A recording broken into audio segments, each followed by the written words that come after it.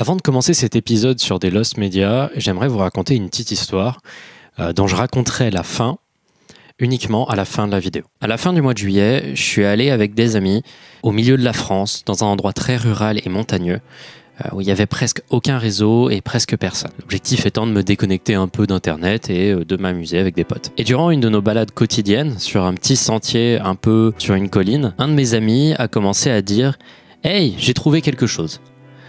Il avait trouvé, sur le sol, couvert de quelques feuilles et de poussière, une cassette audio.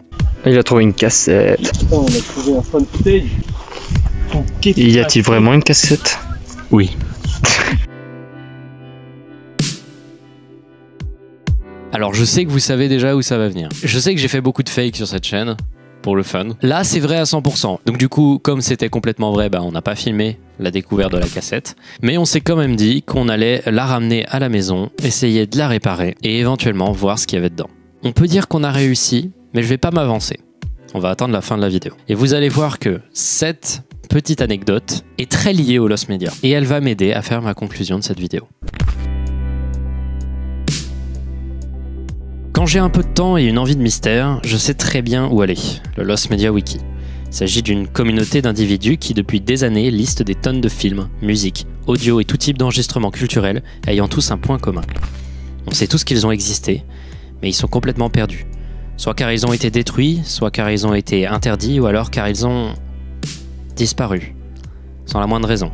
Laissez-moi vous raconter quelques cas de Lost Media, les recherches qui ont été réalisées pour les trouver, et vous dire si oui ou non, l'effort de quelques internautes opiniâtres a permis de retrouver des pièces culturelles perdues. Bienvenue dans l'univers des Lost Media, l'histoire d'une réalité complètement effacée. Ça faisait longtemps que je voulais faire une deuxième vidéo sur les Lost Media. C'est un des trucs qui me passionne le plus sur internet. J'adore cette idée que des gens vont se mettre à rechercher de manière complètement obsessionnelle des trucs complètement perdus. Je vous ai fait une petite sélection de Lost Media avant de conclure l'histoire que je vous ai racontée au début de la vidéo. Et cette sélection contient vraiment un panel très large de ce qui peut être considéré comme des Lost Media, avec aussi bien des trucs complètement perdus qu'on ne retrouvera jamais et des trucs qui ont été retrouvés de manière assez insolite. Numéro 1. Clockman. Le 16 janvier 2012, sur le forum de jeux vidéo du studio de développement Bungie, un utilisateur du nom de Commander Santa créait un topic dans la catégorie hors sujet. Celui-ci demandait aux gens de l'aider à trouver un dessin animé qui l'avait terrifié quand il était petit, un court-métrage pour être plus précis, qui le hante depuis 28 ans. Il ne le savait pas, mais il allait commencer plusieurs années de recherche. Le post de Commander Santa était plutôt détaillé et intéressant. Il donnait beaucoup de détails de ses souvenirs flous. Voici quelques informations qu'il a données autour de ce dessin animé qui l'avait terrifié. D'abord, il faisait partie de l'émission pour très jeunes enfants Pinwheel, qui passait sur Nickelodeon dans les années 80. Le show se centrait sur des séries de sketchs impliquant des personnages de poupées et également des chansons et courts-métrages sous la forme de dessins animés. Ensuite, il explique, et ça on l'avait compris, que c'était un short terrifiant pour lui étant enfant. Ça l'avait vraiment terrorisé, pour aucune raison. Il se souvient notamment particulièrement d'une scène, un jeune homme, la nuit, en train de dormir dans son lit, quand soudain, un homme barbu et un peu menaçant sort de l'horloge située au-dessus de sa tête. Il montre également un dessin expliquant la scène, que voici. Et même si le trait est assez moyen, on comprend à peu près ce qu'il voulait dire. Il rajoute ensuite, et ça c'est le plus important, qu'aucune recherche n'a été fructueuse. Il l'a cherché pendant des années. Il a même essayé de contacter à certains moments des créateurs de Pinwheel, sans le moindre succès. Personne ne semble savoir où est ce dessin animé qu'il surnomme Clockman. À ce moment-là, les réactions sur le forum étaient unanimes. C'est une creepypasta. Mec, tu n'as jamais vu ça, c'est un faux souvenir. Si t'arrives pas à le trouver, c'est pas pour rien. À l'époque, la mode des Lost Media n'existait pas et les gens n'étaient pas très convaincus par ce qui semblait être un pitch d'une creepypasta. Bref, Commander Santa se sentait très seul au début et personne n'était vraiment très chaud de commencer des recherches. Sauf une poignée de gens assez assidus qui partit à sa recherche. Les recherches ont été suffisamment intensives pour que les gens arrivent à trouver un commentaire d'un gars nommé Michael W. Oz sur un forum du nom de animationnation.com datant d'il y a 8 ans En 2004, tant des courts-métrages de Pinwheel qui l'avaient terrorisé, dont un ressemblait de manière assez précise à Clockman, mais avec plus de détails sur le scénario. Il décrivait ce short comme l'histoire d'une jeune fille ayant perdu ses chaussures rouges et demandant de l'aide à un sorcier pouvant apparaître et disparaître à volonté. Il lui donne à une condition, qu'elle dise tout à sa mère avant la nuit. Elle ne le dit pas, et le sorcier sort de son horloge et la punit. Ces deux témoignages, avec presque une décennie d'écart, vont démarrer des années de recherche. Recherches qui n'ont mené presque à rien pendant 4 ans. C'est-à-dire qu'après avoir trouvé le poste de Michael W. Hawes, pas grand-chose. Jusqu'à ce qu'un mec assez spécialisé dans la question, du nom de Dykate, littéralement le fondateur du Lost Media Wiki, contacte Michael Karp, un auteur de Pinwheel, pour lui demander des informations sur Clockman. Celui-ci lui donna le contact de Tippi Fortune, une producteur exécutive de Pinwheel dans les années 80, qui lui expliqua que la plupart des courts-métrages présents dans Pinwheel étaient en réalité des commandes d'une boîte du nom de Coe Films, dont le fondateur, Bernice Coe, était décédé en 2001. Mais maintenant, les gens pouvaient essayer d'écumer les archives de Coe Films, l'intégralité des trucs qu'ils avaient produits durant les années, et éventuellement essayer de tomber sur Clockman. Ça non plus, ça n'a pas vraiment aidé en réalité. Et ensuite, les gens se sont perdus dans une série de fausses pistes. Notamment, des gens ont essayé de lier ça au conte du bonhomme 7 heures, un conte québécois.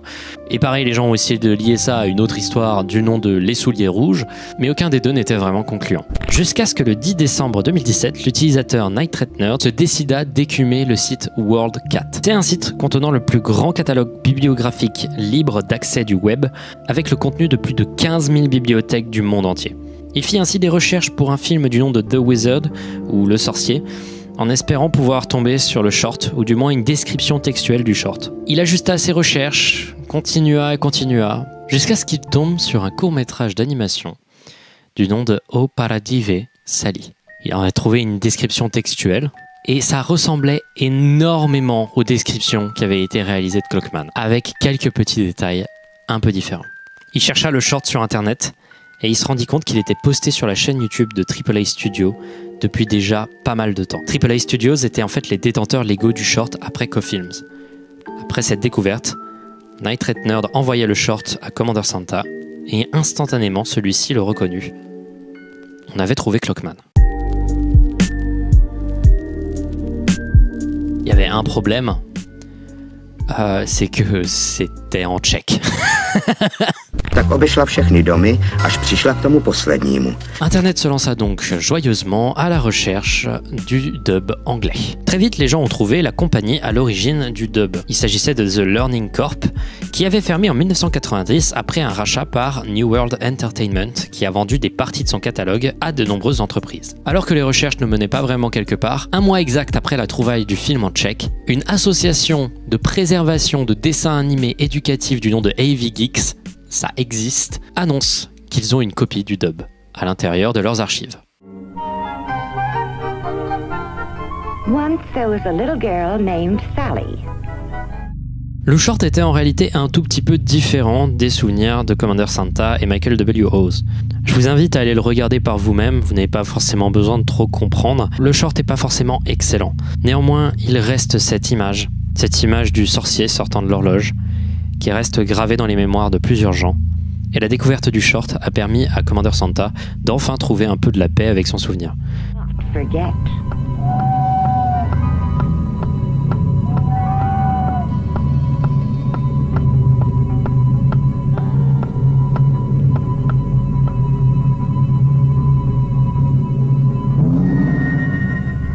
He picked her up and carried her to his magic chamber. Numéro 2, Apollo 11. Vous êtes déjà demandé pourquoi tous les enregistrements qu'on a de la mission Apollo 11, où on a marché pour la première fois sur la Lune quand même, sont dégueulasses? La réponse est simple. Les cassettes originales ont été perdues. Laissez-moi vous expliquer, parce que c'est une histoire de ouf. Armstrong, Aldrin et Collins possédaient avec eux une caméra de télévision qui transmettait l'image et le son en direct à la télévision depuis la Lune jusqu'à la Terre. Tout ceci était transmis par signal SSTV, qui conserve l'image et l'audio en qualité plutôt bonne pour 1969. Une fois arrivé sur la Terre, le signal était dédoublé en 2 copies identiques. Une de ces copies allait dans une cassette qui enregistrait l'intégralité des images SSTV en plutôt bonne qualité, et l'autre partie allait vers la diffusion. Il y avait juste un problème. La diffusion des télés de l'époque était en format NTSC. Or, en vous épargnant les détails techniques, le format SSTV et le format NTSC sont complètement incompatibles. Ils ont trouvé comme solution à ce problème un truc ridicule. Ça me fait hurler de rire. Ils ont projeté les images SSTV sur un écran et ils ont filmé l'écran. Comme ton petit frère qui joue à Minecraft. C'est cette caméra qui filme un écran qui est envoyé en direct aux télévisions du monde entier, l'alunissage, un des événements télévisuels les plus importants de l'histoire de l'humanité. En soi, ce serait pas un problème si les cassettes SSTV n'avaient pas été complètement perdues. Oui, l'enregistrement a été oublié. Les gens l'ont mis de côté et on n'arrive pas à le retrouver. Et il est très probable, car c'était quelque chose qui se faisait beaucoup dans les années 70 et 80, que quelqu'un ait pris les cassettes sans savoir ce qu'il y avait dessus et réenregistré une émission par-dessus. Il y a un mec qui mérite de perdre son job à la NASA, on est d'accord. Numéro 3, La roue de la fortune, épisode de Matthew Fenwick. Celui-ci va être un peu plus court et aussi un peu plus étrange. Il n'y a pas eu vraiment de recherche très intensive pour celui-ci et il a été trouvé, mais par hasard. Mais l'histoire est assez folle. Wheel of Fortune, ou La roue de la fortune, c'est un des jeux télévisés les plus vieux toujours diffusés aujourd'hui. Nous sommes le 18 mars 1998, l'émission est à sa saison 15 et un participant du nom de Matthew apparaît sur la télévision de millions de personnes. L'épisode avait été tourné le 13 février de la même année, auparavant. Quelque part en Amérique, une jeune fille entre 8 et 10 ans reconnaît la personne à la télévision. Ce Matthew en question se nomme Matthew Fenwick, et au moment de la diffusion de l'épisode, il était en cavale, recherché activement par la police pour le viol de deux jeunes filles âgées de 8 et 10 ans. La recherche de Matthew Fenwick était complètement inefficace, jusqu'à ce qu'une des victimes le reconnaisse à la télévision. Littéralement, un pédophile en cavale s'est dit que ce serait une bonne idée de passer sur la télé. Alors évidemment, à ce moment-là, il a été retrouvé très rapidement et il a été mis en prison. Et je crois d'ailleurs, parce que la justice américaine, c'est de la merde, il a été relâché genre en 2004. Mais j'ai pas trouvé de preuves concrètes. L'émission en question a donc été interdite et radiée de l'histoire de Wheel of Fortune, et peu de gens avaient le moindre espoir qu'il soit retrouvé. Jusqu'au 3 octobre 2020, où, complètement au pif, un utilisateur du nom de WillFan82 poste sur un forum dédié à des fans de La roue de la fortune du nom de BioVowel l'épisode complet qu'il avait visiblement enregistré à l'époque, sans forcément se rendre compte de ce qu'il allait se passer. Nice to have you all here, and good to have our three players as well, starting right here with our friend Matt Fenwick from Kansas City, Missouri. Yes. En vrai, calmons-nous un peu et rendons-nous compte d'une chose. La personne que vous voyez actuellement a commis des crimes horribles et n'aurait probablement jamais été retrouvée s'il n'était pas passé à la télévision. $4,400. Good luck to you. Thank you very much for being here. Numéro 4, Groupie. Groupie est un film qui a été réalisé par nul autre que Marilyn Manson entre 1996 et 1998. Si vous connaissez Marilyn Manson, vous connaissez l'image du type. Il est connu comme un mec satanique, extrême, peut-être un peu tryhard, mais quand même, le gars est sacrément fêlé.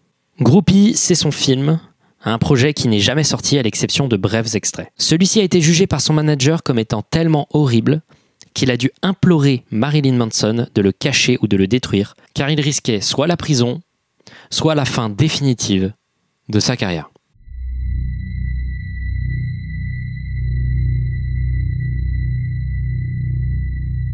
C'est chaud. C'est chaud, surtout quand t'es le manager de Marilyn Manson. Ok. Qu'est-ce qu'il y avait dans Groupie ? Eh ben on sait pas vraiment, on connaît à peu près le début du film, mais les détails sont un peu perdus. Il aurait été tourné à une vraie soirée qu'a réalisé Marilyn Manson entre 1996 et 1998. Pas plus d'informations autour de ça. Le film commence par Marilyn Manson effectuant une fellation à un membre de son groupe, avant qu'une groupie, une fan obsessive de Marilyn Manson, entre et présente littéralement un dessin de fan à Marilyn Manson. Celui-ci l'amène dans la soirée et la torture, en lui faisant faire des choses de plus en plus horribles en face des invités de la fête, n'étant pas au courant de ce qui se passait. Très peu de choses sont sues à propos de ce qui se passe dans Groupie, et c'est vraiment plutôt dégueulasse dans ce que j'ai entendu. On imagine évidemment que la groupie en question est une actrice, mais la limite entre ce qui est de l'acting, de la mise en scène, et la réalité, elle n'a jamais vraiment été mise clairement. Une des premières choses que l'on force à faire à la jeune femme est de boire l'urine d'un des membres du groupe de Manson, dans un verre à vin. Elle se serait notamment faite attacher et torturer psychologiquement, avant qu'une arme à feu soit introduite à la soirée et qu'une altercation violente commence, impliquant de nombreuses blessures sanglantes. Ça a l'air chaud, Et même pour Marilyn Manson, c'est peut-être un peu trop, et son manager avait plutôt raison de lui dire vraiment de ne pas le faire. Marilyn Manson a accepté de ne pas le sortir, partiellement, car en réalité il avait sorti déjà une toute petite portion de celui-ci à la fin de son film concert de 1998 Dead to the World.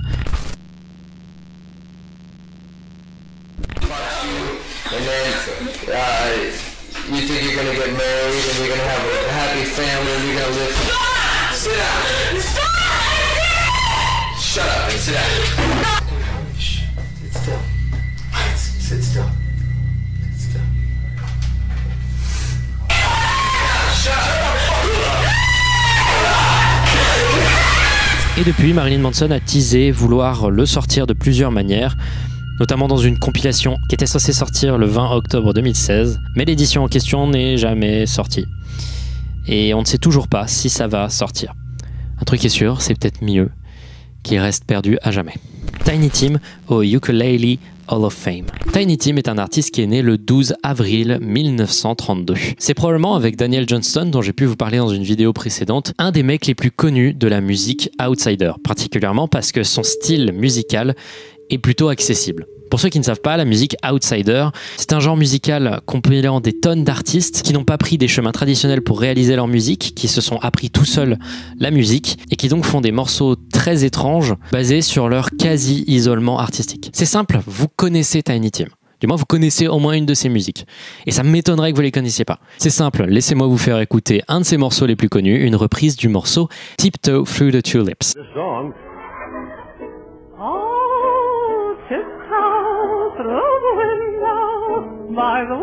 Ouais, c'est Space, hein. C'est Space, c'est à la fois un peu mimi, aussi un peu terrifiant, et la manière dont il se tient sur scène est un peu particulière. Bref, c'est une curiosité. Une curiosité néanmoins qui a généré énormément d'intérêt dans les années 60. En 1996, Tiny Tim, bien après l'apogée de sa carrière, se rend pour une performance au Ukulele Hall of Fame Expo dans le Massachusetts. Il est filmé plusieurs fois dans des interviews avant de passer sur scène. Quand Tiny Tim commence à parler, on sent qu'il est un peu fatigué, qu'il n'est pas très bien. Il a l'air de manière significative pire que dans les interviews qui avaient été filmées avant. À un moment, il prononce la phrase « Si vous entendez tousser durant le show, c'est parce que vous savez » et il ne terminera jamais sa phrase. Il tombe instantanément sur le sol, inconscient. Il venait d'avoir une crise cardiaque. Il ne meurt pas sur le moment. J'insiste très sincèrement, il ne meurt pas sur le moment. Voici d'ailleurs une vidéo de lui qui a été tournée après cet incident, encore de manière très visible, impacté par cet incident. 2 mois plus tard, il eut une autre crise cardiaque sur scène. Cette fois-ci, il n'y avait pas de caméra, où, après avoir chanté sa reprise la plus célèbre de Tiptoe Through the Tulips, il décède en voyant sa femme. La dernière interaction qu'ils auront, c'est elle qui lui demande s'il va bien, et lui qui répond non. C'est un des cas de Lost Media que je connais depuis le plus longtemps. Et j'ai été très surpris d'apprendre que ça avait été trouvé. Alors je vais être très sincère, j'ai beaucoup hésité à vous montrer cette vidéo, parce qu'elle n'est pas spécialement graphique, mais moi, elle me terrifie un peu. Il s'agit d'une crise cardiaque qui n'a pas tué Tiny Tim. Elle a été diffusée partout dans les journaux, indiquant que Tiny Tim voulait bien qu'elle soit partagée. Du coup, voilà la crise cardiaque de Tiny Tim sur scène, que l'utilisateur Savage17 a trouvé dans un obscur documentaire posté notamment sur Vimeo, du nom de Tiny Tim's Song and Stories of the Crooners.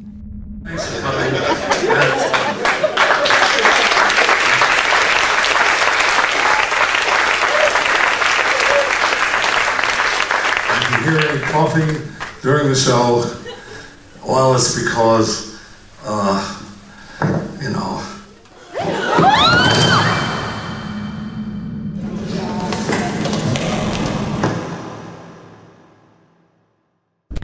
The Cure for Insomnia.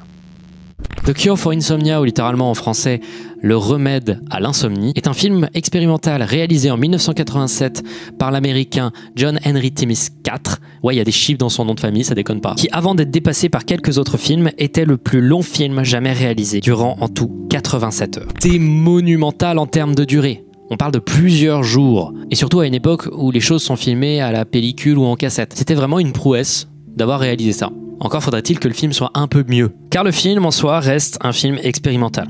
C'est-à-dire qu'en termes de contenu, il n'y a pas vraiment grand-chose et c'est plus une expérience qu'autre chose. Le film n'est en réalité composé que de quelques passages de clips de heavy metal et de scènes pornographiques qui entrecoupent la longue lecture d'un poème de 4080 pages. Ce poème est du nom de A Cure for Insomnia et est lu pendant 85 heures par l'acteur Lee Groban. Le film est étrange, mais a, au-delà d'avoir un sens, un objectif précis.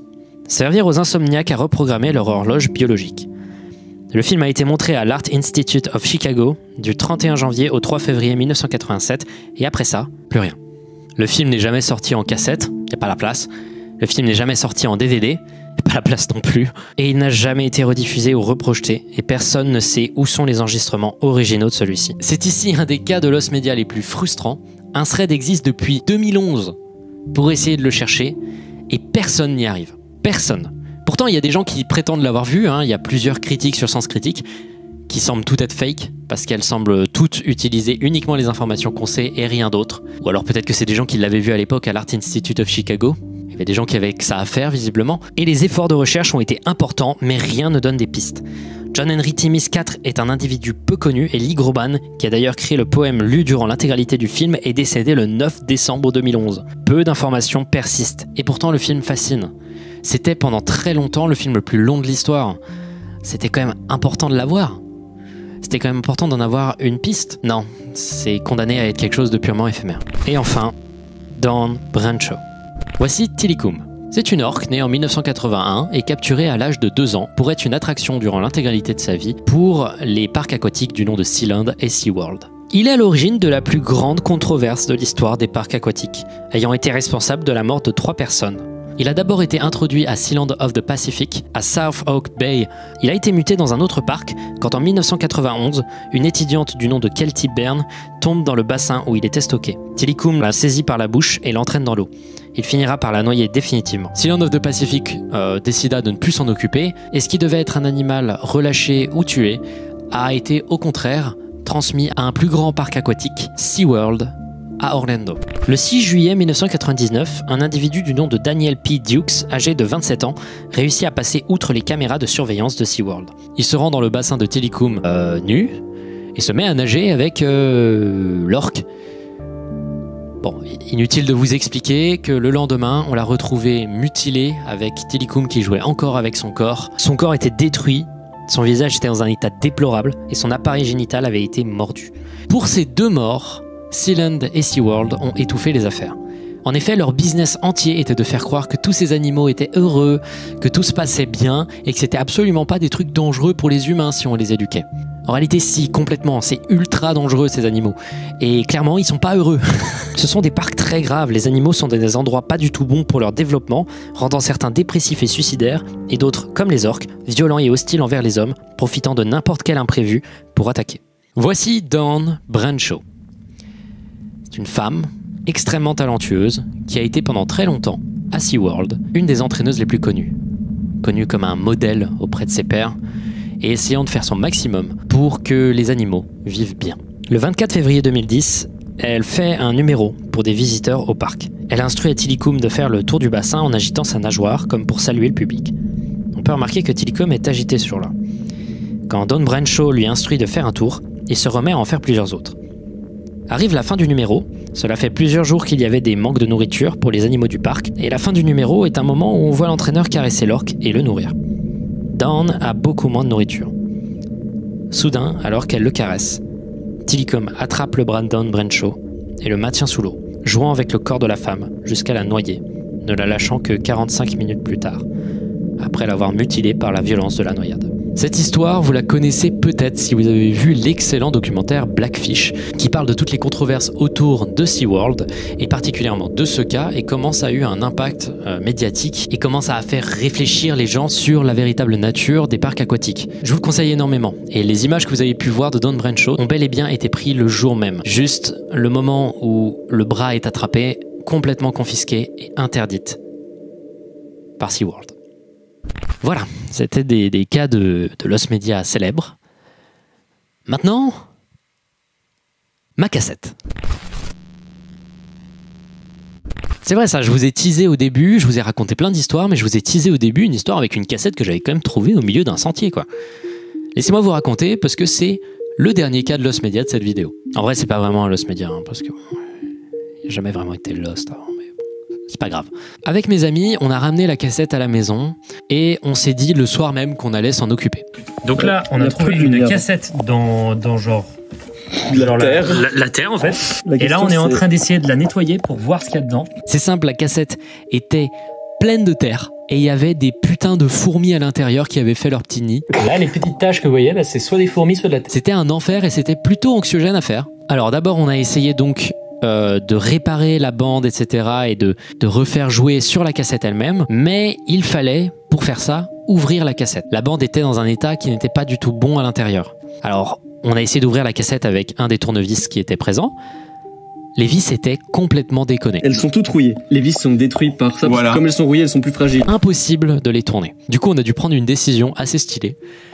On a pété la cassette, on a pris la bande et on a pris une autre cassette et on a essayé de remplacer la bande sur une autre cassette. On le pète? On se décide? Allez, go, y a plus le choix, putain. Ah! Je me sens tellement sale, c'est horrible. Oh merde. Non. Oh merde. Oh putain, il y a des fourmis. On a toujours la bande, hein, qu'on soit clair. Oui. Ça, c'est un truc protecteur qu'on peut essayer d'enlever. On penserait comment on visse après aussi. Oh boy. Putain, il y a tellement de fourmis, c'est trop... Ah, mais c'est limite des larves. Il y en a même encore une qui est dans la cassette noire là, au milieu. Elle est en train de chiller en mode yes, moi je fais partie de l'audio. Donc là, on a transféré les infos sur une autre cassette, une cassette beaucoup plus récente. On l'a fait d'une manière dégueulasse. On a vraiment fait un travail pas ouf, mais en vrai, on n'avait pas les moyens de faire mieux.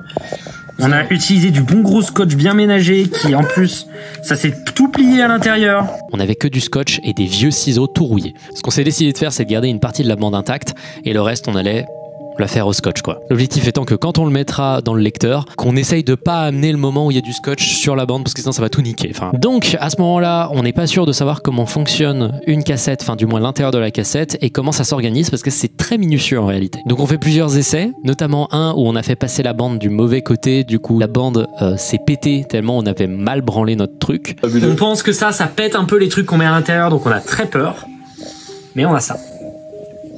Et ça, c'est une cassette. Le travail de rembobinage, le travail de réassemblage est dégueulasse. Donc on pense que ça ne va pas marcher. Et donc... Est-ce que t'es sûr que c'est dans le sens? Oui, c'est le sens là. Ok. Putain, c'était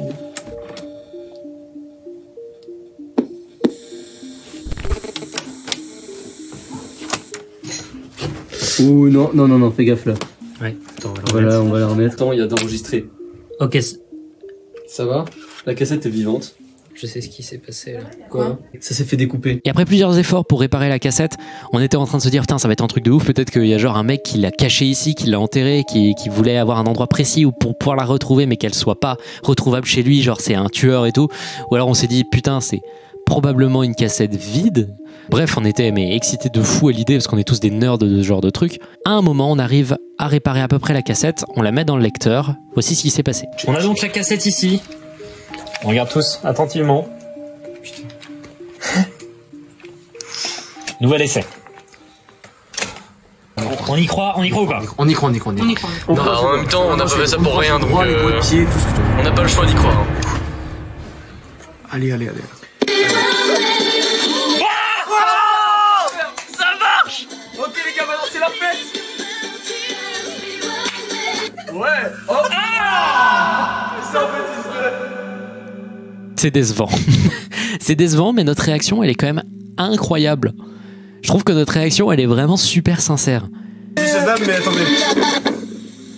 Oh, c'est incroyable. Oh putain, elle est pétée, évidemment, elle est pétée! Et là, t'entends? J'ai tué mon parrain. Oui, c'était une cassette avec de la musique. Probablement que quelqu'un a laissé tomber ou qu'il a perdu ou... voilà quoi. Il y avait juste de la musique pop dessus. Probablement des années 2000-90. Ça paraît pas fou. Mais en réalité, si.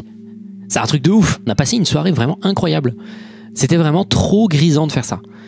Et la réalité, c'est que la cassette est toujours présente là-bas où je sais pas si mes amis les ont ramenés. Mais le lecteur qu'on avait, en fait, pétait les cassettes. On a gardé la cassette de côté et on en reparlera un de ces quatre quand on aura trouvé un lecteur de cassette efficace. Alors pourquoi ça paraît important pour la conclusion? J'aimerais qu'on démarre un petit truc rigolo.